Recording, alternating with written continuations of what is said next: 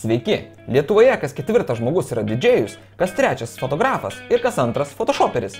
Jeigu nenori likti už borto ir kažko išmokti, žiūrėk, kaip dirba Photoshop meistrai. Muah! Šį epizodą įkvėpė Make It Real.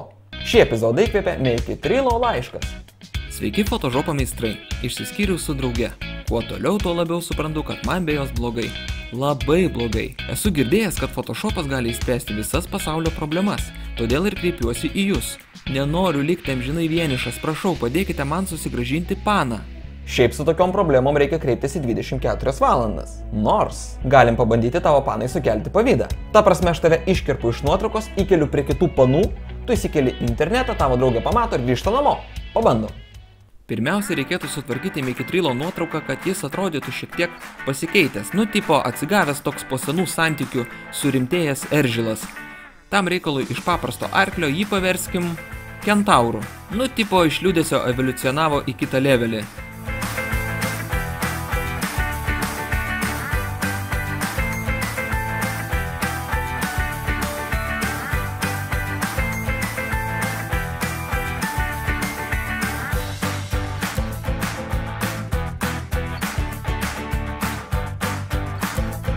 Kai turime kentaurą, jį keliame į besidauginančių arklių kompaniją. Būtina pašalinti arkliuką, kad pana nepagalvotų, kad čia jo vaikas.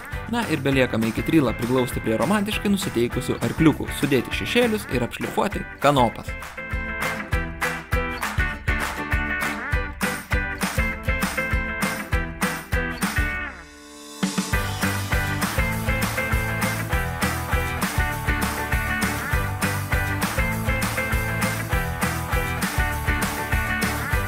Opa, dabar nuotrauką belieka įkelti į Facebooką ir laukti pargrįžtančios mergos.